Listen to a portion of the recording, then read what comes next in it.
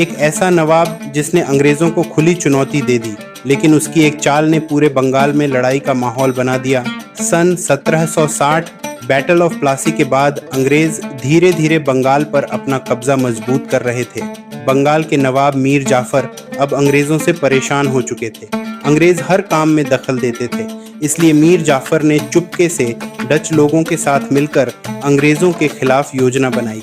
लेकिन 1759 में बेदारा की लड़ाई में डच हार गए। अब अंग्रेज मीर जाफर से नाराज हो गए।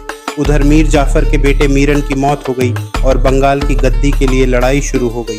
तभी सामने आए मीर कासिम। अंग्रेजों ने 1760 में एक समझौता करके मीर कासिम को बंगाल का नया नवाब बना दिया, लेकिन इसके बदले मीर कासिम को बड़ी कीमत चुकानी पड़ी।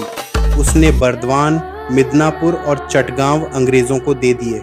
कंपनी का पुराना पैसा लौटाने का वादा किया और अंग्रेजों की लड़ाई के लिए 5 लाख रुपए देने को भी मान गया।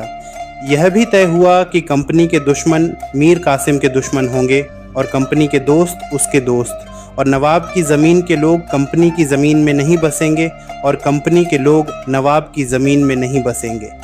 कंपनी के दबाव में आखिरकार मीर जाफर को गद्दी छोड़नी पड़ी।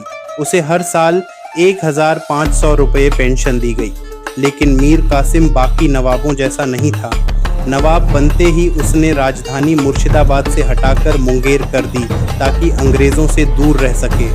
उसने अपनी सेना को मजबूत बनाया, नए अधिकारियों को नियुक्त किया और अंग्रेज़ों का सामना करने की तैयारी शुरू कर दी। अंग्रेज़ सोच रहे थे कि उन्हें एक कमज़ोर नवाब मिल गया है, लेकिन उन्हें नहीं पता था कि यही नवाब आगे चलकर अंग्रेज़ों के लिए सबसे बड़ी परेशानी बनने वाला है। क्या मीर कासिम अंग्रेज़ों को रोक सकता था? अपनी राय कमेंट में ज़रूर बताइए।